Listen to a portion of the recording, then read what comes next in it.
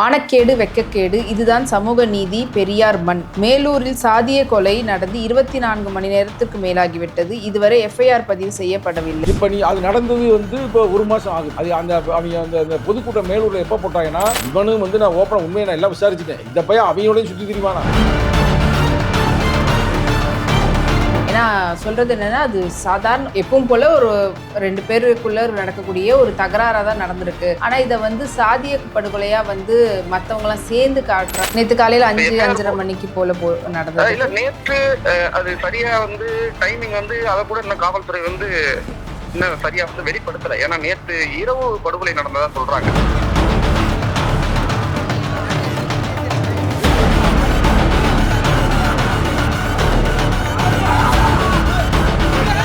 இப்போ இது ஒரு சாதாரண சண்டையை தான் படுகொலையா ஆயிடுச்சா, இல்லைன்னா அவங்க என்ன சொல்ற தீராத பகையில் அப்படி ஏதாவது இருந்தாங்களா? கண்டிப்பா இந்த பகுதியில பிற்படுத்தப்பட்ட மக்களும் பட்டியல் சமூக மக்களும் கணிசமா இருந்தாலும் அவங்க இணக்கமா போயிடக்கூடாது. இணக்கமா போயிட்டா அவங்களுக்கு அங்க சாதியவாத அமைப்புகளுக்கு அங்க வேலை இல்லை. மேடம்,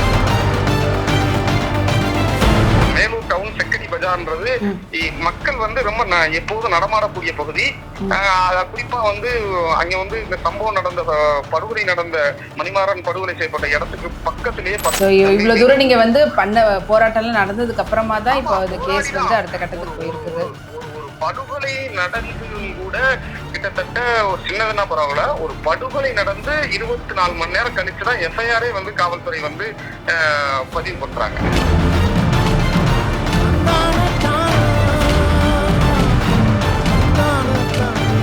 அவங்களாம் யாரு தலித் தானே? அங்கெல்லாம் கோட்டையா வச்சிருக்கீங்க. உங்களுக்கு சென்னையே கோட்டையா இருக்குது, எல்லாமே தலித் ஓட்டு தானே. அப்ப இங்க இருக்கிற மக்கள்லாம் உங்களுக்கு தேவை. ஆனா அங்க இருக்கிற மக்கள் சித்த திருப்பூர் அனுப்புங்களா? ஆனா கடுமையான என் கண்டனத்தை நான் பதிவு செஞ்சிருக்கேன். கூட்டணியில் இருந்தாலும் கூட தலித்துகள் ஓட்டு வேணும், திரும்ப அவர்களுடைய முகம் வேணும், அவரு முகம் வேணும், பக்கத்துல நிக்கணும்.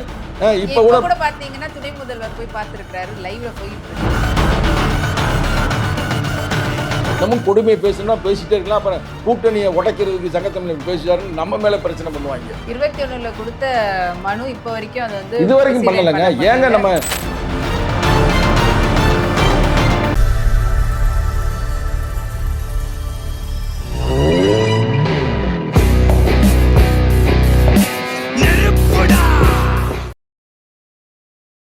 நேயர்கள் அனைவருக்கும் வணக்கம். இன்னைக்கு நம்ம இணைஞ்சிருக்கவங்க விசிக கட்சியினுடைய இளஞ்சிறுத்தைகள் எழுச்சி பாசறை என்னுடைய செயலாளர் திரு சங்க தமிழன் அவர்கள். வணக்கம் சார். வணக்கம். உங்களுடைய பதிவு ஒன்று போட்டிருந்தீங்க. நீங்க இருக்கக்கூடிய ஊரை சார்ந்தவர் ஒருத்தர் இறந்துட்டாரு, அது சம்பந்தப்பட்ட இறக்கல, கொலை பண்ணிட்டாங்க. கொலைனா வெறும் ஆயுதத்தை வச்சு கொலை செய்யல, கல்லை வச்சு அடிச்சு கொண்டிருக்கிறாங்க. அது நீங்க அந்த மேலூர் மதுரை. ஆமா, நான் இருக்கிற என் ஊரு தான், மேலூர் தான். அவர் ஆனா அவங்களுக்குள்ள என்ன பிரச்சனை ஏதுன்னு தெரியல. அது ஆனால் இங்கே வெளியில் சொல்கிறது பார்த்தீங்கன்னா சாதிய படுகொலை அப்படின்ற மாதிரி, ஆணவ கொலை அப்படின்ற மாதிரி சொல்கிறாங்க. அது உண்மையாக என்னன்றதை அதை பற்றி பேச முன்னாடி நீங்கள் போட்ட பதிவை பேசலான்ட்டு இருக்கிறேன். ஏன்னா அது அவ்வளோ ஒரு வேகத்தோடு இருக்குது அந்த வரிகள். மானக்கேடு வெட்கக்கேடு, இதுதான் சமூக நீதி. பெரியார் மண். மேலூரில் சாதிய கொலை நடந்து 24 மணி நேரத்திற்கு மேலாகிவிட்டது. இதுவரை எஃப்ஐஆர் பதிவு செய்யப்படவில்லை. தமிழக முதல்வர் தளபதி ஸ்டாலின் தலைமையில் இயங்குகிற தமிழக போலீஸ் சாதியவாதிகளை கண்டு பயப்படுகிறதா? எங்கள் கட்சி மாவட்ட செயலாளர் அரச முத்துப்பாண்டியன் தலைமையில் நேற்று பஸ் மறியல் நடைபெற்றது. தற்போது கூட தொடர்ந்து விடுதலை சிறுத்தைகள் கட்சியை சார்ந்த மேலூர் பொறுப்பாளர்கள் ஐயாவு, வழக்கறிஞர் சேக்குவரா, வழக்கறிஞர் சீராளன் மற்றும் கட்சியின் முன்னணி தோழர்கள் பாதிக்கப்பட்ட அந்த குடும்பத்தின் பக்கம் நின்று, குறிப்பாக கொலை செய்யப்பட்டவரின் இளம் மனைவி முத்துசெல்வி, அவரின் 2 குழந்தைகள் வயது 6 மற்றும் 4, அவர்களுக்காக மேலூர் காவல் நிலையத்தை முற்றுகையிட்டு களத்தில் போராடி கொண்டிருக்கிறார்கள். சிந்திய ரத்தம் வீண் போகாது, சிறுத்தைகள் படை பின் வாங்காது. இதுதான் ரொம்ப கவனிக்கப்பட வேண்டிய விஷயமா இருக்குது. இதுக்கு தனி குறிப்பும் வர போட்டிருக்கிறீங்க. சாதிய படுகொலை செய்யப்பட்ட மணிமாறன் பறையர் சமூகத்தை சார்ந்தவர், காதல் திருமணம் செய்து இருக்கிற முத்துசெல்வி பல்லர் சமூகத்தை சார்ந்தவர். அவருக்காக இதுவரை யாரும் குரல் கொடுக்கவில்லை, களத்துக்கும் வரவில்லை. அவர் விசிகாவை சார்ந்தவர் அல்ல, இருந்தாலும் பாதிக்கப்பட்டவரின் பக்கம் நிற்பதுதான் விடுதலை சிறுத்தைகள் அப்படின்னு சொல்லி போட்டிருக்கிறீங்க. அவர் கட்சியில இல்லை, இருந்தாலும் எங்களுக்கு பாதிக்கப்பட்டவங்களுக்காக நாங்கள் அவங்களோடு நிற்கணுன்றதுக்காக பண்ணுறோம் அப்படின்னு சொல்லியிருக்கிறீங்க. ஆனால் இது உண்மையாலே சாதிய கொலை தானா, படுகொலை தானான்றது தெரியுங்களா? அதை பற்றி தான். மணிமாறன் அவர்களுக்கு செம்மார்ந்த வீர வணக்கத்தை தெரிவித்துக் கொள்கிறோம். விடுதலை சிறுத்தைகளுடைய இளஞ்சிறுத்தைகள் எழுச்சி பாசரின் சார்பாக. இந்த தம்பி வந்து ஒன்றும் விடுதலை சிறுத்தைகள் இல்லை, சரிங்களா? என் சொந்த ஊர் தான், மதுரை மாவட்டம் மேலூரில் தான். அந்த தம்பி வந்து வினோபா காலனி அப்படின்ற ஒரு ஊருக்கு சொந்த ஊர் பக்கத்தில் இருக்கிற ஒரு கிராமம்னு வச்சுக்கலேன். வயசு வந்து ஒரு 27 வயசு இருக்கும். அவர் வந்து டைல்ஸ் வேலையெல்லாம் பண்ணிக்கிட்டு இருப்பார். தினசரி கூலி வேலை செய்து கொண்டிருப்பார் அவருக்கு. அந்த தம்பி வந்து நேற்று காலையில் 5:30 மணிக்கு மேலூரில் மெயினான பகுதி செக்கடின்னு சொல்லுவாங்க, கக்கன் சிலை இருக்குது, கேள்விப்பட்டிருப்பீங்களே? அந்த கக்கன் சிலைக்கு பக்கத்திலேயே ஏறக்குறைய அந்த பையனை அடித்தே வந்து, அதாவது கல்லை வச்சு தலையில் போட்டு முகத்தையே நச்சு அவங்க வந்து பண்ணியிருக்காங்க. எல்லா செய்திலையுமே நீங்கள் வந்திருக்கு, நீங்கள் பார்த்துருப்பீங்க. அப்போ நமக்கு செய்தி காலையில் எனக்கு 6:30 மணிக்கெலாம் வந்து அங்கேருந்து பொறுப்பாளர் எனக்கு ஃபோன் பண்ணி இது மாதிரி விஷயம் அப்படின்ற மாதிரி சொன்னாங்க. சரி, நீங்கள் போய் என்னன்றதை போய் பாருங்கள், போலீஸை பாருங்கள், அந்த இடத்துக்கு ஸ்பாட்டுக்கு போங்க அப்படின்ற ஸ்பாட்டுக்கு போயிட்டாங்க. தலைவரும் பேசி அவங்க அனுப்பி விட்டான்னு வச்சுங்களேன். இதில் முக்கியமான செய்தி என்னென்னா, அந்த பையன் வந்து, அந்த தம்பி வந்து ஒரு தலித்து இல்லை பறையர் சமூகம் அப்படின்றக்காக நாங்கள் போகலை. யார் பாதிக்கப்பட்டாலும் விடுதலை சிறுத்தையில் போய் அங்கே குரல் கொடுக்குன்றது வரலாறு. அஜித்குமார் பாதிக்கப்படும் போது நேரடியாக ஸ்பாட்டுக்கு போனது எங்கள் தலைவர் தான்.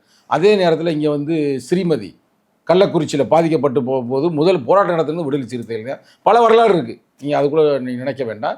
அதனால் வந்து எங்கள் கட்சியுடைய மாவட்ட செயலர் அரசு முத்துப்பாண்டியனோட தலைமையில் உடனே பஸ்ஸை மறித்து பெரிய ஆர்ப்பாட்டம் பண்ணுவோமே, உடனே நாங்கள் பிடிச்சிடறோம் அப்படின்ற போய் போலீஸ் சொல்லியிருக்கிறாங்க குற்றவாளி யாருன்னு. இப்போ இது ஏன்டா அது கொலை பண்ணியிருப்பாங்க என்னடா நம்ம விசாரிக்கிற பொழுது என்ன தெரியுதுன்னா, இதற்கு முன்னால் ஒரு மாதத்துக்கு முன்னாடி, ஒரு 1.5 மாதத்துக்கு முன்னாடி யதார்த்தமாக ஒரு பையன், மாற்று சமூகத்தை சார்ந்த பையன், போதையில் வந்து வண்டியில் மோதி செத்து போயிருக்கிறான். ஆமாம், கேள்விப்பட்டீங்களா? பழைய நம்மளும் பேசியிருக்கோம். வண்டியில் 2 வீலரில் வந்து மோதி செத்து போயிருக்கிறேன். அது செத்து போனது நான் கேள்விப்பட்ட வரைக்கும் அது போதையில் வந்து அவன் போதை ஃபுல்லாக குடிப்பானான், அதில் வந்து வண்டியில் மோதி செத்து போயிட்டான்றதே செய்தி. ஆனால் இதை மையமாக வச்சுக்கிட்டு இவங்க என்ன பண்ணியிருக்கிறாங்க, இவங்க என்ன பயங்கரமாக வந்து இது பண்ணாலும் யாரை போய் முட்டியிருக்கிறேன், அந்த வினோபா காலனி பையனை முட்டியிருக்கிறேன். இந்த கொலை பண்ணப்பட்டிருக்கான்ல அந்த ஊருக்கார பையனை முட்டியிருக்கிறேன். முட்டினதுமே செத்தும் போயிட்டேன். முட்டி கீழே விழுந்து கல்லில் போய் மண்டை உடஞ்சி போச்சுன்னு வச்சுக்கங்களேன். அது தப்பு தான். நான் ஒருவேளை நம்ம, ஆனால் என்ன பண்ணுறாங்க போலீஸு, உடனே நீங்கள் தான் அவனை கொலை பண்ணியிருக்கீங்கன்னு சொல்லி அவங்களை பிடிச்சி போய் சிறைச்சாலையில் போட்டாங்க. கதை முடிஞ்சு போச்சு. குற்றவாளி யாராக இருந்தாலும் குற்றம் தண்டனை வாங்கியே ஆகணும். அதில் ஒன்றும் விடுதலை சிறுத்தை வந்து அவங்க சப்போர்ட்டாக நிற்கல, தூக்கி உள்ளே போட்டான்னு வச்சுங்களேன். அதில் ஒரு 3 பேர் சிறைச்சாலையில் இருக்கிறாங்க. இதை மையமாக வச்சு இந்த சாதி வெறியில் ஒரு 4-5 பேர் இருக்கிறாங்க. அது எல்லாருக்குமே தெரியும். அந்த சாதி வெறி என்ன பண்ணிட்டாங்க, டக்குன்னு மேலூரில் வந்து எல்லாரையும் கூப்பிட்டு இங்கே பாரு அப்படி பண்ணிட்டாங்க, ஓலமும் ஒப்பாரிகளும் சேரிக்கு மட்டும் சொந்தமா அப்படின்னு ஒரு காலத்தில் வந்து எழுச்சி தமிழர் திரும்ப பேசினார். இப்போ அது வந்து நடந்துருச்சு. நம்ம சைட்லேயே இப்படி ஆகி போச்சு. ஏன்னா அதுக்கு முன்னாடி கொடுக்கம்பட்டின்னு ஒரு ஊர், அங்கேயும் இதே மாதிரி வந்து ஒரு பையனை வந்து என்ன பண்ணினா அதனால கேட்டுக்குது. அது வந்து குற்றம் தான், பட் அதில் வந்து தண்டனையை வாங்கிட்டாங்க. இப்போ என்ன பண்ண, ஒரு திருவிழா நடக்கும் பொழுது திருவிழாவை முடியும் தருணத்தில் சேரிக்குள்ளே போய் இருக்கிற பெண்கள்கிட்ட வம்பெழுத்துருக்குறாங்க. அப்போ சும்மா விடுவாங்களா? வெளியில் இருந்தால் ரைட்டு, சேரிக்குள்ளே போய் வம்பெழுத்துருக்குறாங்க. அதில் ஏதோ அடிச்சு கிடிச்சு அந்த ஊரில் இருக்கிற மக்கள், ஏதோ ஊர் எல்லா மக்களும் அவன் செத்து போயிட்டேன். அப்போ அவங்க சேர்க்குறாங்க, அங்கே ஒருத்தர் அப்படி அடித்து கொண்டிருக்கிறாங்க, இது ஒருத்தர் கொண்டிருக்கிறாங்க, தொடர்ந்து இவங்க பண்ணுறாங்க அப்படின்னு. இவங்க வந்து சட்ட ரீதியாக தான் போகணும். அதை விட்டுட்டு இவங்க பூரா சாதி வரியினை பூரா ஒன்று சேர்த்துக்கிட்டு நாங்களும் பழிக்கு பழி செய்வோம் அப்படின்னு 4-5 பேர் பிரச்சனை வளர்த்துட்டாங்க. பிரச்சனை வளர்க்க நாங்களும் விடலை. உடனே போலீஸில் கம்ப்ளைண்ட் பண்ணி இது பண்ணி அவங்க மேலே வந்து ஒரு எஃப்ஐஆரே போட்டாச்சு. எஃப்ஐஆர் இப்போ கையில் இருக்குன்னு வச்சுங்களேன். இப்போ அது நடந்தது வந்து இப்போ 1 மாதம் ஆகுது. அது அவங்க அந்த பொதுக்கூட்டம் மேலூரில் எப்போ போட்டாங்கன்னா 3/10/2025 தான் போட்டது. அப்போ யோசிச்சு பாருங்கள், ஒரு 1.5 மாதம் தானே இருக்குது போட்டு. அந்த 1 மாதம் 10 நாள்லையே இந்த பையனை பிடிச்சி, இவனும் வந்து நான் ஓப்பனாக உண்மையை நான் எல்லாம் விசாரிச்சுட்டேன். எந்த பையன் அவங்களோடையும் சுற்றி திரிவானா, அந்த குறிப்பிட்ட சமூகத்தில் இருக்கிற பையனோட சுற்றி திரிவானா, அவங்களோட சேர்ந்து தெரிஞ்ச பையன் தான் அப்படின்ற மாதிரி செய்தி சொல்கிறாங்க. ரைட்டா? அவனை வந்து இப்போ ஒரு பேரை கேட்டு நீ என்ன சாதி, அப்படியா, எந்த ஒரு வினோப காலனியா அப்படின்னு போட்டு தள்ளிட்டாங்க. இப்போ போட்டு தள்ளினதையுமே எஃப்ஐஆர் போடணும்ல. 24 ஹவர்ஸில் ஒரு SC/ST வன்கொடுமையில் வந்தால் எஃப்ஐஆர் போடணுன்றது அரசியலமைப்பு சட்டத்தில் கொடுத்துருக்கப்பட்டிருக்குது. SC/ST வன்கொடுமை தடுப்பு சட்டத்தின் பிரகாரம் அவங்க போடலை. எனக்கு காலையில் என்கிட்ட சொன்னாங்க. அப்போ கோவம் வருமா வராதா? இது பெரியார் மண்ணுன்றான், திராவிட பூமின்றான். அப்போ யாரா பாதிக்கப்பட்டாரோ அவன் பக்கத்து எஃப்ஐஆர் போட வேண்டியதானே? செத்துருக்கிறான்ல, அடிச்சு கொண்டிருக்காங்கல்ல. இதுக்கு செத்துருக்குறாங்க, உயிரிழப்பு நடந்திருக்குது. அது உண்மையிலே துக்கமான ஒரு விஷயம் தான். ஆனா அதுக்கு முன்னாடி அவர் என்ன பேசினாரு, கொண்டாரு அப்படின்றதும் ஏன்னா சொல்றது என்னன்னா, அது சாதாரண எப்பவும் போல ஒரு 2 பேருக்குள்ள நடக்கக்கூடிய ஒரு தகராறா தான் நடந்திருக்கு. ஆனா இத வந்து சாதிய படுகொலையா வந்து மத்தவங்கலாம் சேர்ந்து காட்டுறாங்க, சொல்றாங்கன்ற மாரி சொல்றாங்க. நல்லா கேட்டுக்கிறீங்க. அதாவது வந்து என்னதான் தகராறா இருந்தாலும், ஒருத்தனை கொலை பண்ற அளவுக்கு போமாட்டாங்க. அதுவும் கல்ல வச்சு அடிச்சு கொலை பண்ற அளவுக்கு போமாட்டாங்க. ஆனா, 1 மாசத்துக்கு முன்னாடி அங்க ஒரு நிகழ்ச்சி நடந்திருக்குது. அந்த நிகழ்ச்சியில மேடைய போட்டு சில பேர் வந்து ஏன் பேரேஸ்வரன் திருமாரன்ஜின்னு ஒரு ஆளு, ரைட்டா? அவன் பயங்கரமான பேச்சு பேசியிருக்கிறாப்புல. இன்னும் 2, 3 பேர், நமக்கு பேர் தெரியல, 2, 3 பேர் பேசியிருக்கிறாங்க அப்படின்னு அந்த எஃப்ஐஆர் காப்பி உங்களுக்கு தர்றேன். அப்போ அவங்க அந்த விஷத்தை கக்குனனால அங்கே இருக்கிற அந்த பயல்களுக்கு அந்த என்ன வரும்னு புத்தி வரும்ல, அந்த என்ன வரும்ட்டே இதெல்லாம் ஆண்ட பரம்பரைடா, நம்ம பழக்கமே கொலை பண்ணி தாண்டா வந்திருக்கிறோம் அப்படின்ற அளவுக்கு பேசியிருக்கிறாங்க. அந்த எண்ணத்தை வச்சு இது நடந்திருக்கலாம் அப்படின்னு எங்களுக்கு ஒரு டவுட்டு. இன்னைக்கு போலீஸ் அதை உறுதி செய்திருக்கிறது. அது எங்கள் பதிவு போட்டதுக்கு பிறகுதான், பதிவு போடுறதுக்கு முன்னாடி ஒன்றும் பிடிக்கல. இதே வந்து எங்கள் பயில பண்ணியிருக்கும் போது வீட்டில் இருக்கிற அம்மா அப்பாலாம் தூக்கிட்டு போயிட்டாங்க, எல்லாரும் தூக்கிட்டு போயிட்டாங்க, கேட்பாரற்ற ஒரு சமூகம்ன்றதுக்காக. ஆனால் இப்போ நாங்களாம் இவ்வளவு ப்ரெஷர் கொடுத்த பிறகு, எங்கள் தலைவர்லாம் அங்கே இருக்கிற போலீஸ் கமிஷனருக்கு பேசிய பிறகு அப்புறம் இப்போ நடவடிக்கை எடுக்கிறாங்க. இப்போ இந்த நடவடிக்கை பிரகாரம் வந்து இப்போ எஃப்ஐஆர் இப்போ போட்டாச்சுனே அப்படின்ற மாதிரி எனக்கு அங்கேருந்து செய்தி கிடைத்திருக்கிறது. இதை வந்து இப்போ நான் சொல்கிறத விட அதில் எஃப்ஐஆர் போட்டிருக்கு, என்னப்பா போட்டிருக்கு, ஏது போட்டிருக்கு, என்ன ஏது அப்படின்றத இந்த களத்தில் இருக்கிற அங்கே சேக்குவார் பாண்டியன் அப்படின்ற ஒரு தம்பி இருக்கிறாப்புல, அவர் தான் அட்வொகேட், சரிங்களா? அவர் நான் ஃபோன் பண்ணி தர்றேன், நீங்களே நேரடியாக கேட்டுக்கிறீங்க, சரிங்களா? இப்போ உங்களுக்கு நான் கிளாஸ் உங்களுக்கு கிளியர் பண்ணிட்டேன். இதுக்கு காரணம் முழுக்க முழுக்க சாதிய மோதல் தான், சாதிய புத்தியில தான் பண்ணியிருக்கிறாங்க. அந்த பெண்மகள் வந்து இன்னும் தெரிஞ்சு அவங்க 2 பேரும் காதல் திருமணம். இவன் வந்து பறையர் சமூகம், அந்த பெண்ணு பல்லர் சமூகத்தை சார்ந்தவர்கள். 2 குழந்தை இருக்குது, 6 வயசுல ஒரு குழந்தை இருக்கு, 4 வயசுல ஒரு குழந்தை இருக்குது. இப்போ அந்த பெண்ணுக்கு யாரு பாதுகாப்பு? வாழ்க்கையே போச்சுல. நல்லா யோசித்து பாருங்க. இப்போ நான் எதுக்கு அந்த பதிவு மெயினாக போட்டேன்னா, இப்போ வருவாங்க இந்த எல்லா விஜய் கட்சியில் போவாங்க, இவங்க போகிற அந்த பல்லர் சமூகம்லாம் போகிறாங்க, பறையறவளாக போகிறது இல்லை, அவங்களாம் போயிட்டு திடுறாங்க. அதே மாதிரி இப்போ வந்துச்சு, எவனா குரல் கொடுத்தானா? நான் ஓப்பனாக கேட்குறேனே, இப்போ குரல் கொடுக்கணும்ல. ஏன்டா விடுதலை சிறுத்தை மட்டும்தான் போகணுமா? ஏன் திமுகவில் இல்லையா, அதிமுகவில் இல்லையா, காங்கிரஸில் இல்லையா, ஏன் பிஜேபியில் இல்லையா? போய் நிற்கணும்ல. ஒரு ரூபாயா போல இல்லை. இப்படி இறந்தவங்க வந்து பறைய சமூகத்தை சேர்ந்தவர் அப்படின்றதுனால வரலையோ? ஏன் பறையரில் ஒருத்தன் கூட திமுக இல்லையா, பறையரில் ஒருத்தன் கூட அதிமுக இல்லையான்னு கேட்குறேன். நீ அப்படி வாங்க, மெயின் கட்சிக்கு வாங்க. ஏன் காங்கிரஸை கூட இல்லையா? ஏதோ கம்யூனிஸ்ட் தோழர் வந்தாருன்னு எனக்கு சொன்னாங்க, மற்ற யாருமே வரலங்க. அதுதான் இங்கே இருக்கிற முக்கியமான செய்தி. நீங்கள் வந்து சாதியாக பிரித்து விடக்கூடாது. ஒருத்தனை அடித்து காலங்காத்தால் 5:30 மணிக்கு கொண்டிருக்காங்கன்னா திட்டமிட்ட ஒரு மர்டர் தானே. திட்டமிட்டது அவ்வளவு காலங்காத்தால பண்ணுவாங்களா? திட்டமிடுறவங்க எப்படிமா திட்டம் பண்ணுவாங்க. அதுக்கு தான் உங்களை வர சொல்லி தான் பண்ணியிருக்காங்க. கேட்டரில் விசாரிச்சு அந்த பொண்ணுகிட்டே பேசல, பாதிக்கப்பட்ட அந்த தமிழ் செல்விட்டு நான் பேசினேன்ல, தமிழ் செல்வியா முத்துச்செல்வி, அதில் பேசினேன்ல, அவங்களே சொல்கிறாங்களே காலையில் கூப்பிட்டு விட்டாங்க, அப்போ நான் கூட போகாதீங்கன்னு சொன்னேன், இவர் போய் இப்படி ஆகி போச்சு அப்படின்னு அந்த பெண்மகளே சொல்கிறாங்க. இப்போ பாருங்க, அவன் தம்பிக்கு ஃபோன் பண்ணுவோம், நேரடியாக என்னடா எஃப்ஐஆர் போட்டாச்சா போடலையா, என்னடா பிரச்சனைன்னு நம்ம கேட்போம். வணக்கம். வணக்கம் சார். வணக்கம். நீங்கள் சேக்குவேரா பாண்டியன் தானே, அட்வொகேட், வழக்கறிஞர்? ஆமாம் சார். வணக்கம். வணக்கம். நான் சங்கத்தமிழன் பேசுகிறேன், விடுதலை சிறுத்தை கட்சியுடைய மாநில இளைஞரணி செயலாளர். வணக்கம் சார். அந்த மேலூரில் வந்து இது மாதிரி ஒரு நிகழ்வு நடந்துருச்சு. மணிமாறன் என்ற ஒரு தம்பியை வந்து அடித்து கொண்டுட்டாங்க, கல்லை வச்சு அடித்து முகத்தையே சிதைத்து விட்டார்கள்னு செய்தி கிடச்சிச்சு. அது சம்பந்தமாக வந்து இப்போ நான் ஒரு சேனலில் உட்காந்துருக்கிறேன், தி ஃபயர்ன்ற சேனலில். நெறியாளர் வந்து உங்கள்கிட்ட சில கேள்விகள் கேட்க விரும்புகிறாரு, நீங்கள் சொல்கிறீங்களா? இந்த ஒரு நிமிஷம் வந்து அவங்கள்ட்ட பேசுங்க. வணக்கம் சார். வணக்கம் மேடம். நீங்கள் மேலூர்லேயே இருக்கிறவங்க தானே சார்? மேடம். இது உண்மையாலே வந்து சாதிய சம்மந்தப்பட்ட ஒரு படுகொலை தானுங்களா, இல்லைன்னா அவங்களுக்குள்ள ஏதாவது சின்ன பிரச்சனை அது வந்து கடைசியாக இப்படி ஆகும், இது வந்து சாதிய படுகொலையாக மாற்றுறாங்களோ அப்படின்ற மாதிரி ஒரு பக்கம் எல்லாரும் பார்க்குறாங்க. அதுக்கு முன்னாடி முதல்ல அங்கே எஃப்ஐஆர் போட்டுட்டாங்களா? ஏன்னா 24 ஹவர்ஸ்க்கு மேலே ஆச்சு இன்னும் எஃப்ஐஆர் போடலன்னு சொல்லி காலையில் வரைக்கும் நாங்கள் கேள்விப்பட்டிருந்தோம். இப்போ எஃப்ஐஆர் போட்டுட்டாங்களா சார்? போடலைங்களா இன்னும்? இப்பதான் போட்டிருக்காங்க, இன்னைக்கு தான் போட்டிருக்காங்க. அதாவது படுகொலை நடந்தது நேற்று காலையில மேடம். நேற்று காலையில 5:30 மணிக்கு போல நடந்தது. இல்ல நேற்று அது சரியா வந்து டைமிங் வந்து அதை கூட இன்னும் காவல்துறை வந்து இன்னும் சரியா வந்து வெளிப்படுத்தல. ஏன்னா நேற்று இரவு படுகொலை நடந்ததா சொல்றாங்க. அதாவது முந்தா நேத்து. ஆமா, முந்தானத்து இரவே படுகொலை நடந்ததா சொல்றாங்க. அந்த சரியான நேரம் அது அதிகாலையா நள்ளிரவா அப்படின்றது சரியா இன்னும் சொல்லல மேடம். இந்த காவல்துறை அதை வந்து வெளிப்படுத்தல, இன்னும் சொல்லல. உடம்பு வந்து போஸ்ட்மார்ட்டம் பண்ணிருப்பாங்கல்ல சார், அந்த ரிப்போர்ட் எதுவும்? போஸ்ட்மார்ட்டம் ஜஸ்ட் இப்பதான் முடிஞ்சிருக்கு. நாங்க மருத்துவமனையில தான் நிக்கிறோம், மேலூர் அரசு மருத்துவமனையில தான் நிக்கிறோம். ஓகே. இப்போ போலீஸ் வந்து ஃபைனலி எப்படி அவங்க போட்டாங்க? நீங்க சொன்னீங்களே அதே இதுல தான் போட்டிருக்காங்களா எஃப்ஐஆர், இல்ல மாத்தி போட்டிருக்காங்களா? என்ன இதுல எந்த பிரிவுல போட்டிருக்காங்க எஃப்ஐஆர்? எஃப்ஐஆர் வந்து முதல் கட்ட தகவல் வந்து வன்கொடுமை தடுப்பு சட்ட பிரிவுல தான் வழக்கு பதிவு செஞ்சிருக்காங்க. ஏன்னா கைது செய்யப்பட்ட 2 எதிரிகள் வந்து பிற்படுத்தப்பட்ட வகுப்பை சார்ந்தவங்க. ஆமா, குறிப்பா கல்லர் வகுப்பை சார்ந்தவங்க தான் கைது செய்யப்பட்டிருக்காங்க. ஒருத்தர் இஸ்லாமிய வகுப்பை சார்ந்தவங்க கைது செய்யப்பட்டிருக்காங்க. கைது செய்யப்பட்டு அவங்கள விசாரணையில வச்சிருக்காங்க. விசாரணை வலயத்துல காவல்துறை வச்சு விசாரிச்சுட்டு இருக்காங்க. அவங்ககிட்ட இன்னும் வந்து ஒப்புதல் வாக்குமூலம் இன்னும் வாங்கல. அவங்க வந்து விசாரணையில தான், முதல் கட்ட விசாரணையில தான் வச்சிருக்காங்க மேடம். ஓகே. இப்போ போட்டிருக்கிறது வந்து SC/ST ஆக்ட்ல தான் போட்டிருக்காங்க. ஆமா, SC/ST ஆக்ட்ல தான் வச்சிருக்காங்க. அதான் போட்டிருக்காங்க. ஆமா. Okay sir.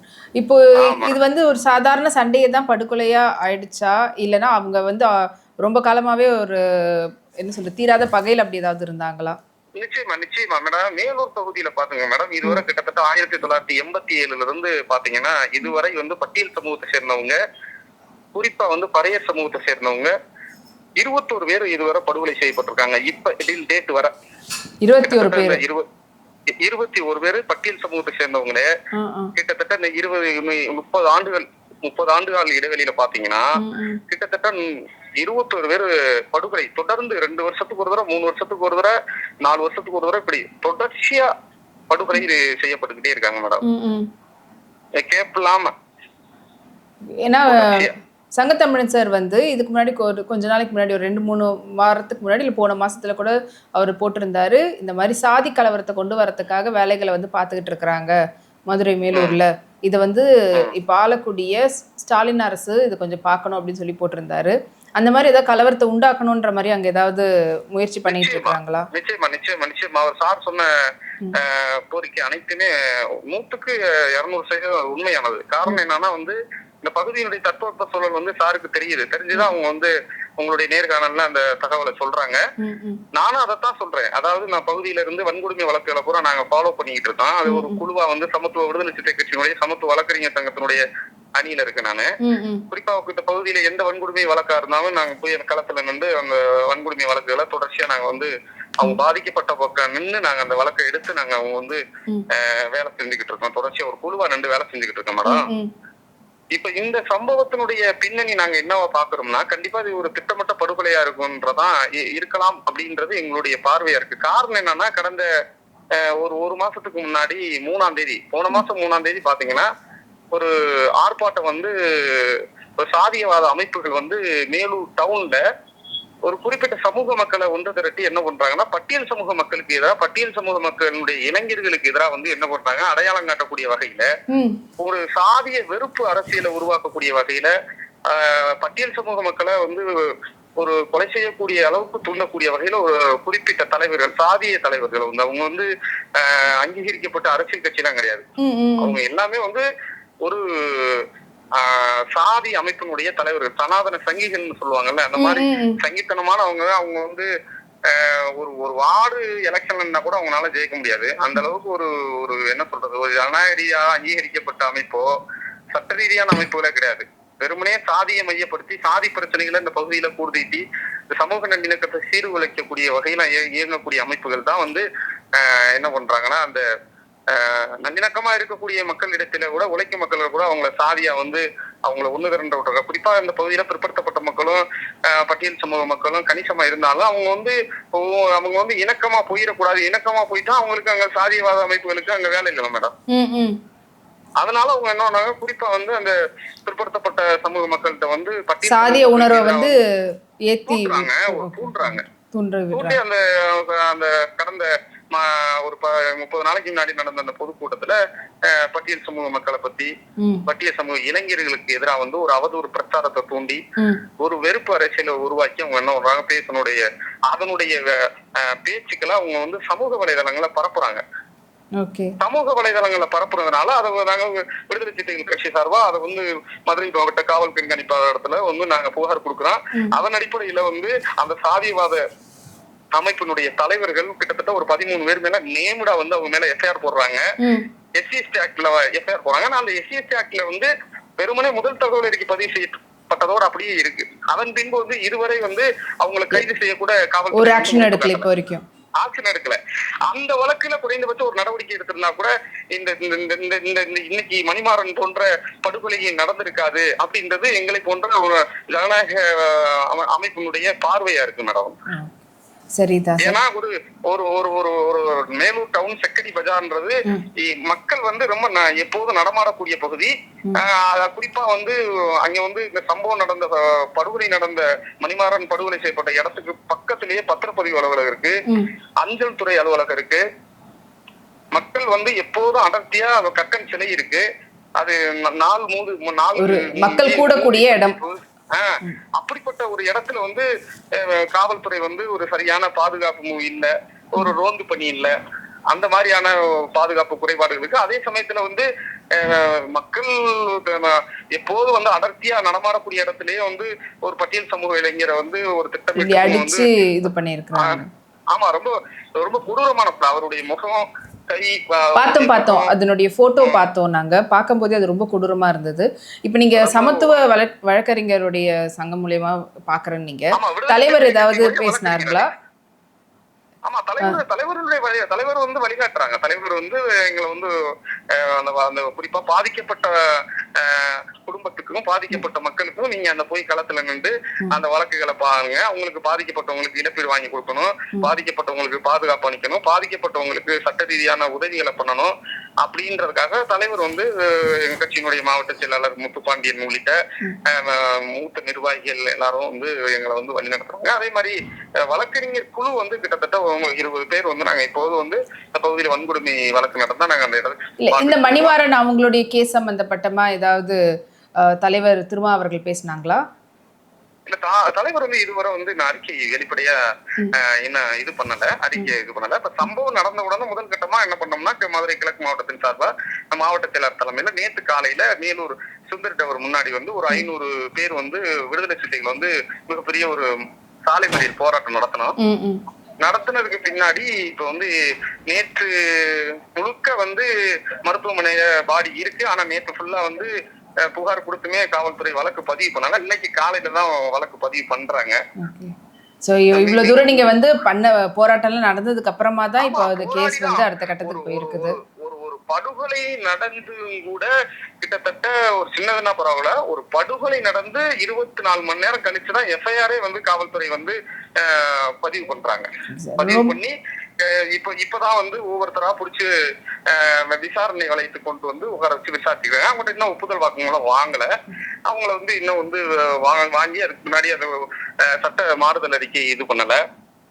ரொம்ப நன்றி சார். அங்க களத்துல இருந்து எல்லா விவரத்தையும் எங்களுக்காக தெளிவா சொன்னதுக்கு நன்றி சார். இதுக்கு இடையில வந்து வர்ற 24ஆம் தேதி எங்க கிழக்கு மாவட்டத்தின் சார்பா மேலூர்ல விடுதலை சிறுத்தைகள் சார்பில் மற்றும் ஜனநாயக சக்தி அளவு ஒருங்கிணைச்சு ஒரு மிகப்பெரிய அளவுல வந்து மேலூர் பகுதியை வன்கொடுமை பகுதியை அறிவிக்க சொல்லியும், அதே மாதிரி வந்து இந்த சாதிய மதவாத சக்திகள் வந்து மேலூர்ல வந்து நுழைவதற்கு தடை விதிக்க கோரியும், பட்டியல் சமூக மக்களுக்கு வந்து திமுக தலைமையிலான அரசாங்கம் வந்து பாதுகாப்பு கொடுக்கணும்ன்ற மாதிரி கோரிக்கையில வலியுறுத்தி வர்ற நவம்பர் 24 தென் மாவட்ட அளவில் ஒருங்கிணைக்கப்பட்ட ஒரு மிகப்பெரிய ஒரு ஆர்ப்பாட்டத்தை மாவட்ட செயலாளர் அரசு முத்துப்பாண்டியன் அறிவிச்சிருக்காங்க காலையில இன்னைக்கு. ஓகே சார், நன்றி சார். வழக்கறிஞர் சேக்குவேரா, நன்றி சார். அந்த இதை வந்து எங்களுக்கு எஃப்ஐஆர் காப்பியை நீங்க அனுப்ப முடியுமா? இப்போ என்ன எஃப்ஐஆர் காப்பி விசாரணை முதல் கட்ட விசாரணையில இருக்கனால நமக்கு இன்னும் தரல. ஓகே, அது கிடைத்ததுமே அனுப்பி வைங்க. நன்றி. ஓகே, நன்றி, வணக்கம். கிட்டத்தட்ட அவர் சொன்னபடி இது காலையிலையான்றது கூட தெரியல, அதுக்கு முந்தின நாள் நைட்டு கூட நடந்திருக்கலான்றாங்க. அப்படின்னா கிட்டத்தட்ட உங்களுக்கு 24 மணி நேரம் இல்லை, கிட்டத்தட்ட 36 மணி நேரத்துக்கு அப்புறமா தான் அந்த எஃப்ஐஆர். அதுதான் இங்கே இருக்கிற கொடுமை. அதுக்காகத்தான் நம்ம அந்த பதிவை போட்டது. இப்போ எஃப்ஐஆர் போட்டாங்க அப்படின்ற மாதிரி அவர் வழக்கறிஞர் சொல்லுகிறார். பார்ப்போம், எஃப்ஐஆர் காப்பி வந்த பிறகு அது என்னன்றதை நம்ம பார்ப்போம். இந்த தருணத்துக்கு நம்ம என்ன சொல்கிறோம்னா, திராவிட மாடல் அப்படின்றதே வந்து பெரியாருடைய மண்ணு தான். அவருடைய கோட்பாடுகளை தான் நீங்கள் உள்வாங்கி களமாடி கொண்டிருக்கிறீர்கள். இது மாதிரி பிரச்சனைகள் வரும்பொழுது ஏற்கனவே வந்து அவங்க மேலே எஃப்ஐஆர் போடப்பட்டிருக்குது. அவள் ஏன் நடவடிக்கை எடுக்கிறது? அந்த வழக்கறிஞர் கீழே சொல்கிற பார்த்தீங்களா, ஒருவேளை நடவடிக்கை எடுத்திருந்தால் இப்போ அந்த மணிமாறன் வந்து காப்பாற்றப்பட்டிருப்பார். ஒன்று. இன்னொன்று வந்து இது மாதிரி பிரச்சனை வரும்போது அரசாங்கம் வந்து ரொம்ப துரிதமாக வேலை பார்க்க வேண்டும். இதான் SC/ST வன்கொடுமை தடுப்பு சட்டமே அதான் சொல்லுது. இவன் 24 மணி நேரம் டைம் கொடுக்கலாமா? 24 நீ சொன்ன மாதிரி 36 மணி நேரத்துக்கு மேலே தான் இப்போ எஃப்ஐஆரே போட்டிருக்காங்க. அதனால் வந்து இது வந்து இப்படி இருக்கக்கூடாது. இது வந்து பெரியாருக்கு செய்கிற ஒரு பெரிய துரோகமாகத்தான் நம்ம பார்க்குறோம். இதை வந்து இனிமேல் வந்து எனக்கு என்னமோ இதெல்லாம் நம்ம பதிவு போட்ட பிறகு எங்கள் தலைவர் பேசின பிறகு அதுக்கு பிறகு தான் அவங்க எஃப்ஐஆர் போட்ட மாதிரி தெரியுது.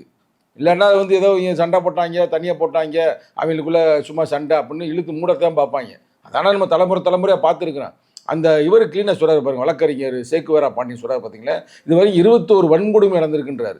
21 பேர் இறந்துருக்குறாங்க இந்த கடந்த 30 ஆண்டுகளில். அப்போ அது எவ்வளோ கொடுமையாக இருக்குது. அப்போ அந்த பகுதியை வந்து நீங்கள் கவனம் செலுத்தணும்ல. இப்போ உங்களுக்கு தெரியும், பல வரலாறு எடுத்து பார்த்தீங்கன்னா விடுதலை சிறுத்தை வளர்ந்ததே மதுரை மாவட்டம் மேலூரில் இருந்தேன். எப்போனா 1992 சென்னகரம்பட்டியில் அம்மாவாசி வேலை வெட்டுறாங்க நடு ரோட்டில். ஏன் அம்மாவாசி வேலை வெட்டுறாங்க? அவங்க போய் அங்கே வந்து இதில் வந்து அங்கே இருக்கிற நிலத்தை வந்து கோயில் நிலத்தை வந்து நான் குத்தகை எடுப்போம் அப்படின்னு உரிமைக்கு வரேன். ஜனநாயக நாட்டில் எடுக்கக்கூடாதா? அப்போ அதுக்காக வெட்டி தள்ளுறாங்க. அதுக்கடுத்து மேலாவளவில் என்ன ஆகுது? மேலாவளவில் வந்து அவன் ஊராட்சி மன்ற தலைவருக்கு போராளி முருகேசன் வந்து நின்று வெற்றி பெறுகிறார். நீ எப்படா வெற்றி பெற முடியும்? நாங்கள் உட்கார்ந்த சேரில் வந்து ஒரு பறையை உட்காரலாமா? அதாவது ஜனாதிபதியாக கூட ஒரு பறைன்னு வரட்டுங்க. ஆனால் நீங்கள் உட்காரக்கூடாது அப்படின்னு தானே தலையை வெட்டினாங்க. அதில் ஒரு 6-7 பேரை வெட்டினாங்க.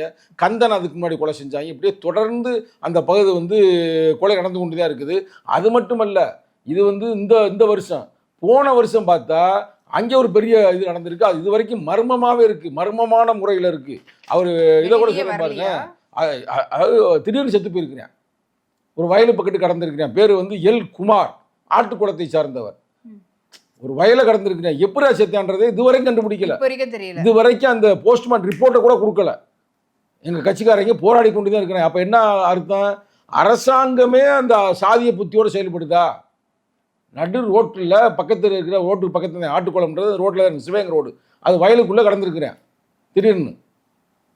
அதுக்கு வெட்டுப்பட்டா இல்லை, என்ன வெட்டுப்படலை, எதுவுமே படலை. ஏதோ வந்து விஷத்தை வச்சோ தலையை நெரிச்சோ ஏதோ பண்ணி கொண்டிருக்கிறாங்க. திடீர்னு எப்படி ஒருத்தன் போய் தானே சாம? அப்போ உங்களுக்கு ரிப்போர்ட்டை கொடுக்கணும்ல. ரிப்போர்ட்டுக்காக நானே பேசினேன். ஏன்னா ரிப்போர்ட் என்ன கொடுக்காம இருக்குன்னு கேட்டோம்னா அதுக்கு இருந்த அந்த டீனு மாறி போயிட்டாரு, இப்போ அடுத்த ஆள் வரணும்னு இதுவரைக்கும் கொடுக்கல. பேசிக்கொண்டு இந்த தருண வரைக்கும் கொடுக்கல. யார் குற்றவாளின்னு சொல்லலை. ஏன்னா தானா போய் ஒருத்தன் சாவானா போய் இதில் வந்து அப்படியே தானா செத்து இருந்தா கூட அது மாதிரி நிறைய மர்டர் நடந்திருக்கு. அது மாதிரி நிறைய மர்டர் நடந்திருக்குது. அதே அந்த தம்பி சொல்றாரு 21 பேர்ன்றாருல கணக்கு. இது மாதிரி நிறைய மர்டர் அந்த பக்கம் நடந்து கொண்டு இருக்கிறது, கொலைகள். அப்போ இதெல்லாம் வந்து தடுப்பதான அரசாங்கத்துடைய கடமை. இப்போ நாங்கள் வந்து இப்போ கூட்டணியில் இருக்கிறோம். கூட்டணியில் இருக்கும் பொழுது அப்போ அந்த கூட்டணியில் இருக்கிறது வலிமையான அமைப்பு விடுதலை சிறுத்தைகள் தான். விடுதலை சிறுத்தை காரணமாக தான் நீங்கள் இன்னைக்கு முதல்வராக இருக்கிறீங்க. அப்போ அது சார்ந்த மக்களுக்கு பிரச்சனை வருதுன்னா கேட்கணும்ல. ஏன் உங்கள் கட்சியில் ஒருத்தன் கூட இவன் இல்லையா, தலித் இல்லையா? எத்தனையோ பேர் இருக்கிறாங்க. உங்கள் ஓட்டுன்னு சொல்ல போனால் சென்னையில் சில கோட்டைகள் இருக்குது. சென்னையில் இருக்கிற திருவிக நகர், அங்கே இருக்கிற எம்எல்ஏ வந்து ஒரு தலித் தானே, தாயகம் கவி. அது மட்டும் இல்லாமல் இங்கே பக்கத்தில் இப்போ ஸ்ரீபெரும்புதூர் இருக்குது, எழும்பூர் இருக்குது. அவங்களாம் யார்? தலித் தானே. அங்கெல்லாம் கோட்டையாக வச்சுருக்கிறீங்க. உங்களுக்கு சென்னையே கோட்டையாக இருக்குது, எல்லாமே தலித் ஓட்டு தானே. அப்போ இங்கே இருக்கிற மக்கள்லாம் வந்து உங்களுக்கு தேவை. ஆனால் அங்கே இருக்கிற மக்கள் செத்துட்டு போகிற நினைப்பீங்களா? ஆனால் கடுமையான என் கண்டனத்தை தான் நான் பதிவு செஞ்சுருக்கேன் கூட்டணியில் இருந்தாலும் கூட. இதுக்கு போன வாட்டியே வந்து பார்த்தீங்கன்னா ஒரு இதே போல தான் மேலூரில் ஒருத்தர் இருந்தபோது ஒரு ஆர்ப்பாட்டம் வந்து பண்ணியிருந்தீங்க. இந்த வாட்டி அந்த மாதிரி ஏதாவது ஆர்ப்பாட்டம்? அதே தம்பி சொன்னார்ல 24ஆம் தேதிக்கு அறிவிக்கப்பட்டிருக்கிறது. ஒருவேளை எங்கள் தலைவரை கூட நாங்கள் கூப்பிடுவோம். அது மாவட்ட செயலர் சொல்லியிருக்கிறாப்புல, தலைவர்கிட்ட பேசி நீங்கள் ஆர்ப்பாட்டத்தில் கலந்து கொள்ளுங்க. ஏன்னா அது வந்து தொடர்ந்து ஒரு சாதிய கொலைகள் தொடர்ந்து நடந்து கொண்டு இருக்கிறது. இல்லை, ஆர்ப்பாட்டம் பண்ணுறது வந்து இதுக்கப்புறம் இது நடக்கக்கூடாது, அதுக்கான கண்டனத்தை தெரிவிக்கிறோன்றது தான். ஆனால் இது தொடர்ந்து நடந்துட்டு இருக்கும்போது நீங்கள் பண்ணக்கூடிய ஆர்ப்பாட்டத்தை நீங்க அப்படி சொல்ல வரீங்களா? முந்தைய ஆர்ப்பாட்டம் நடத்துனீங்க, அப்படி கொண்டு விட்டாங்க, திருப்பி ஆர்ப்பாட்டம் நடத்தி என்ன நடக்கும் அப்படின்னு கேள்வி பண்றீங்க. இல்லை, தொடர் போராட்டங்கள் தான் நமக்கு ஒரு தீர்வை கொடுக்கும். போராட்டம் தான் வாழ்க்கை, வாழ்க்கை தான் போராட்டம். அதுக்காக போராடாம நமக்கு ஒன்றும் தீர்வு கிடைக்காது, நம்ம அமைதியாக இருக்க முடியாது. இப்போ பாருங்க, அதை போராடுறதுனால தான் இன்னைக்கு எஃப்ஐஆர் போட்டிருக்கிறாங்க, குற்றவாளியை கண்டுபிடிச்சிருக்கிறாங்க, தூக்கிட்டாங்க அங்கே குற்றவாளியை. கரெக்டாக பொறுமையாக இருந்து பார்ப்போம், ஒன்றும் பிரச்சனை. ஆனால் நாங்கள் போராட்டத்தை கைவிட மாட்டோம். இது வந்து இன்னும் கொஞ்சம் வீரியமா போகுமா அப்படின்ற மாதிரி தான். இல்லை, நிச்சயமாக வீரியமாக போகும். இன்னும் சொல்ல போனால் நான் இன்னொரு கருத்தையும் பதிவு செய்ய விரும்புகிறேன். அங்கே இருக்கிற மற்ற யாருமே சாதி வெறியோடு இல்லை. நல்லா கேட்டுக்கிறங்க. அங்கே இருக்கிற மற்ற கல்லர்களோ இல்லை மறவர்களோ இல்லை மற்ற நாடாரோ யாரும் சாதி வெறியோடு இல்லை. சில அமைப்புகள், குறிப்பாக நான் சொன்ன 2-3 அமைப்புகள் நான் சொல்லியிருப்பேன் பேட்டியில், அந்த அமைப்புகள் தான் ஆர்எஸ்எஸோட பின்புலத்தோட, சங்கியல் பின்புலத்தோட எப்படி மதக்கலவரத்தை நார்த் இந்தியாவில் தூண்டுறாங்களோ, அது சவுத் இந்தியாவில் குறிப்பாக மதுரை மாவட்டம் மேலூர் ஏரியாவில், உசிலம்பட்டி ஏரியாவில் கலவரத்தை தூண்டுவதற்கு திட்டமிடுகிறார்கள். இதை முன்னுணர்ந்து தமிழக முதல்வர் தடுக்கணும். ஏற்கனவே நாங்கள் 2021 சொன்னோம்ங்க, இந்த மாதிரியான கலவரங்களை எல்லாம் தடுப்பதற்கு, முன்னுணர்ந்து தடுப்பதற்கு ஒரு மைக்ரோ மேனேஜ்மெண்ட்டை போடுங்க, போலீஸில் நுண்ணறிவு பிரிவை போடுங்கன்னு தலைவர் சொன்னார். இது வரைக்கும் போடலை. செவிடங்காதில் ஒரு சங்குமா தான் இருக்குது. அதான் நேரடியாகவே சொல்கிறோம்ல. அது மட்டும் இல்லாமல் சாதிய ஆணவ படுகொலை தடுப்பதற்கு சட்டத்தை உருவாக்குன்னு சொன்னோம்னா அதுக்கு ஆணையத்தை உருவாக்குகிறார்கள். அது மட்டும் இல்லாமல் தாட்கோ இருக்கு பார்த்தீங்களா, தாட்கோல வந்து தனி ஒரு வங்கியை உருவாக்குங்க. தாட்கோல போய் எவனு லோனு கேட்டா அவனே பிச்சைக்காரனாக இருந்தாலும் லோனு கேட்குறான் அவன்கிட்ட. ஆனால் காசு இருக்குது, ஆனால் அவன் கேட்குறான் கேரண்டி கொடுன்றாங்க. ஏன்னா தாட்கோ நேரடியாக காசு கொடுக்க முடியாது. அவன் ஒரு தேசிய வங்கியை ரெக்கமெண்ட் பண்ணுறாங்க. எத்தனை தம்பிமார்கள் வர்றான் என்கிட்ட படித்தவங்களாம், அண்ணன் லோன் வாங்கித்தாங்கன்னு. சரி, லோன் வாங்கி தர பேசி என்ன பண்ணோம்னா அவங்க சொன்ன கேரண்டி கையெழுத்து போடுங்கன்றான். எத்தனை பேருக்கு நம்ம கேரண்டி போட முடியும்? நம்ம ஒரு 2 பேருக்கு வாங்கி கொடுத்துருக்குறோம், மற்றவங்களை எப்படி போட முடியும்?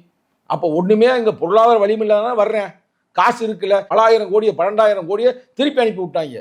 ஸோ இது வந்து மக்களுக்கு கரெக்டாக போய் சேரவே இல்லைங்க. இது மாதிரி நாங்கள் தொடர்ந்து போராடி கொண்டு தான் இருக்கிறோம். பஞ்சமி இளங்களை மீட்டெடுத்து கொடுங்கன்றான்.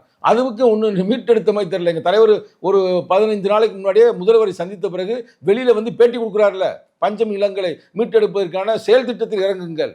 இது மாதிரி பல கொடுமைகள் நடக்குது. அதாவது தலித்துகள் ஓட்டு மட்டும் வேணுங்க, தலித்துகள் ஓட்டு வேணும், திரும்ப அவர்களுடைய முகம் வேணும், அவர் முகம் வேணும், பக்கத்தில் நிற்கணும். இப்ப கூட பாத்தீங்கன்னா துணை முதல்வர் போய் பார்த்திருக்கிறாரு, லைவ்ல போயிட்டு இருக்குது.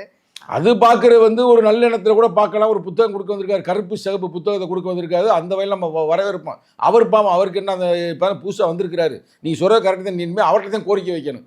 அவர் இளைஞரணி செயலாளர் தான். தயவு செய்து திமுகவில் அதிகமான ஓட்டுகள் கிடைப்பதற்கு தலித்துகள் தான் காரணம். அது நாங்கள் கூட்டல் இருக்கிறனால இது மாதிரி கோரிக்கையெல்லாம் இன்னும் கோரிக்கை நான் 1 by 1 கூட சொல்கிறேன். நீ கேட்டதுக்காக இப்போ நான் அவர்கிட்ட குறிக்க வைக்கணும்னு தேவையில்லை. நீங்கள் தான் இப்போ போகிற போக்கில் வந்தாருன்னா கோரிக்கை நம்பர் 1, ஆணவ படுகொலை தடுப்பதற்கான சிறப்பு சட்டத்தை உடனே உருவாக்குங்கள். ஏனென்றால் இப்போ திண்டுக்கல்ல கூட செத்தது வந்து தலித்து இல்லை. இப்போ கொலை பண்ணாங்கல்ல திண்டுக்கல் பக்கத்தில் வத்தலக்குண்டில், தலித்து அல்லாத 2 பேர் தான் லவ் பண்ணாங்க, அதை போட்டு தள்ளிட்டாங்க. அப்போ ஆணவ படுகொலைன்றது சாதிக்கு இல்லை, அது மொத்தத்தில் சமூகத்திற்கு, பெண்களுக்கு பாதுகாப்பு. அதை உருவாக்குங்க. அதை உருவாக்குறதுக்கு உங்களுக்கு முடியவில்லை என்றால் ஆணையத்தை வச்சுலாம் ஒன்றுக்கும் யூஸ் இல்லை. உச்ச நீதிமன்றம் சில பரிந்துரைகளை செய்திருக்குது, அதை நடைமுறைப்படுத்து. 1. 2வது வந்து ரொம்ப முக்கியம், இந்த சாதிய மத போக்கை முன்னுடன் தடுப்பதற்கான மைக்ரோ லெவலில் நுண்ணறிவு பிரிவை இமிடியேட்டாக உருவாக்குங்க. மதக்கலவரத்தை உருவாக்க ஆரம்பிச்சிட்டாங்க, இங்கே சாதி கலவரத்தை உருவாக்குறாங்க. நாளைக்கு நம்ம கூட்டணிக்கே சிக்கலாக வரலாம். ஏன்னா நம்ம கலவரம், சாதி கலவரம் நிறையா வந்துச்சுன்னா விடுதலை செய்து ஆட்டோமேட்டிக் எதிர்ப்பாங்க அப்படின்ற ஒரு ஃபார்முலா இருக்கலாம்ல. அது எங்கே மேலூரில் ஏன் தூண்டுறாங்க? ஆனால் அதை உருவாக்குங்கள். ரொம்ப முக்கியம், பஞ்சமி இளங்களை மீட்டெடுப்பதற்கான வேலைகளை செய்யுங்க. தாட்கோவுக்கு ஒரு தனி வங்கியை உருவாக்குங்க. இதெல்லாம் அடிப்படை தான். நாங்கள் ஒன்றும் பெருசாக வந்து ஆட்சியிலும் பங்கு, அதிகாரத்திலும் பங்கு கொடுங்க அப்படின்னு நாங்கள் கேட்கல.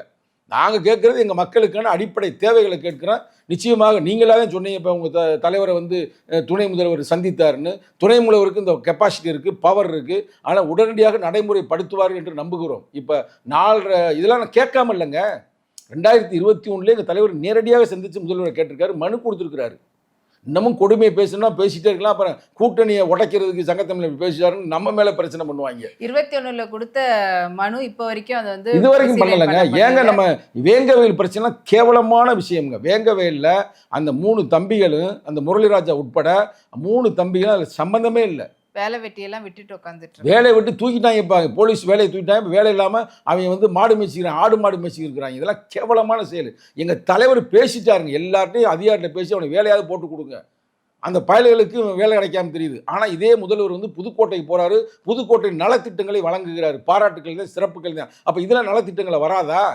இப்போ அவங்க செய்யலைன்றாங்க. உங்கள் மனச்சாட்சிக்கு தெரியும். திருப்பி பழியை தூக்கி அவன் மண்டையிலே போட்டு அவங்க லைஃபே காலி பண்ணிட்டீங்க, வேலையும் போச்சு. இப்போ அவன் வந்து வாங்கின அந்த இதெல்லாம் லோனுங்கெலாம் வாங்கினா பணம் கட்ட முடியாமல் அவங்க திடுறாங்க. அப்போ இதெல்லாம் ஏன் நாங்கள் சுட்டி காட்டுறோம்னா, ஒடுக்கப்பட்ட மக்கள்னு நீங்கள் ஒதுக்காதீங்க. இவங்கெல்லாம் சேர்ந்தாதான் உங்களுக்கு ஓட்டு. ஒரு ஓட்டு ஒரு மதிப்புன்னு புரட்சி அம்பேத்கர் கொடுத்துருக்கிறாரு. அதை கெடுக்கிறதுக்கு எஸ்ஐஆர் திட்டம் வருது. உங்களுக்கு எஸ்ஐஆர் இருக்கா? நாங்கள் வந்து நிற்கிறோம்ல. ஆமாம், இன்னைக்கு நடந்த அந்த ஆர்ப்பாட்டத்திலையும் எங்கள் தலைவர் பேசியிருக்காரு. எங்கள் தலைவர் பேச்சு தான் எங்கள் வீரியமாக இருக்குது, சிறப்பான ஒரு பேச்சாக இருக்குது. அப்போ எங்கள் தலைவருக்கு எல்லா அரசியல் நுட்பமும் தெரியும், அரசியல் தத்துவமும் தெரியும், எல்லாம் தெரிஞ்சிருந்தும் கூட நீங்கள் சொன்ன மாதிரி பக்கத்தில் உட்கார வைக்கிறீங்களே தவிர, ஆனால் தலித்து மக்களுக்கு எந்த வகையான பாதுகாப்பு இல்லை அந்த ஆட்சியில். அதைத்தான் நான் கடுமையாக பதிவு செய்ய விரும்புகிறேன். வருங்காலங்கள் இப்படி இல்லாமல் நடவடிக்கை எடுங்க. நீங்கள் சொன்ன மாதிரியே செவிடங்காதில் ஊதின சங்கு மாதிரி இல்லாமல் இது எல்லாத்தையும் கேட்டுட்டு அதுக்கு ஏதாவது அவர் வந்து அடுத்த கட்டத்தில் ஆக்ஷன் எடுக்கிறாரா அப்படின்றத இந்த வரக்கூடிய 2026 எலெக்ஷன் சட்டசபை தேர்தலுக்கு முன்னாடியாவது அதை பற்றி ஏதாவது சொல்கிறாரான்றதை பொறுத்திருந்து பார்ப்போம். உங்களுடைய கருத்துக்களை பகிர்ந்துட்டு ரொம்ப நன்றி. நன்றி, வணக்கம்.